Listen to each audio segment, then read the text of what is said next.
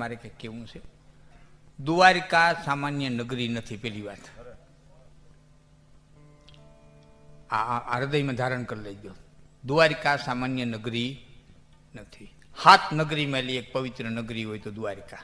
આપણે ભારતમાં 7 પવિત્ર નગરીઓ છે, એમાં 3.5 શિવની છે, 3.5 વિષ્ણુની છે. કાશીના 2 ભાગ પડે, વિષ્ણુ કાશી ને શિવા કાશી. આ ફટાકિયા બને ને શિવા કાશી બને. 3.5 વિષ્ણુની, 3.5 શિવની. આ 7 પવિત્ર નગરીઓમાં એક મારી નગરી હોય તો એ દ્વારિકા.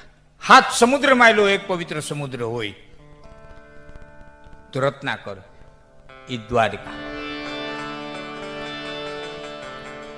7 પવિત્ર નદીઓ માયલી એક પવિત્ર નદી હોય તો ગોમતી, એ દ્વારિકા. અને ગમે એવો સગવડતા વાળો માણા હોય ને ગમે એવી ઇમારત તણી શકતો હોય છતાં દ્વારિકાના મંદિરના દેવળથી ઊંચી ઇમારત ન કરી શકે દ્વારિકાની માલિકો, એ દ્વારિકા. હા,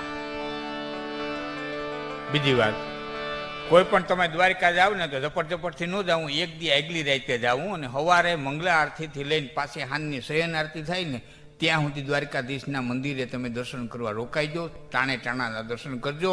આખા દિવસમાં અખિલ બ્રહ્માંડના માલિકની 11 આરતી ઉતરે છે. શૃંગાર આરતી, ભોગ આરતી, અને દરરોજ વસ્ત્રો એના નવા હોય છે. એક વખત પહેરેલું વસ્ત્ર બીજી વખત પહેરવામાં આવતું નથી. અમુક દરજીઓ તો નકરા વસ્ત્રો સીવે છે. સામાન્ય નથી દ્વારિકા. અને એની ધૂળીની, એની રજની, એના એક એક કણની તમારે અનુભૂતિ કરવી હોય ને તો ત્યાં ફરવા માટે નહીં, પણ દિલને આડોટાવવા માટે થઈને જવું જોઈએ. દિલને આડોટાવવા માટે થઈ ફરવાના ફળ તો ઘણા છે.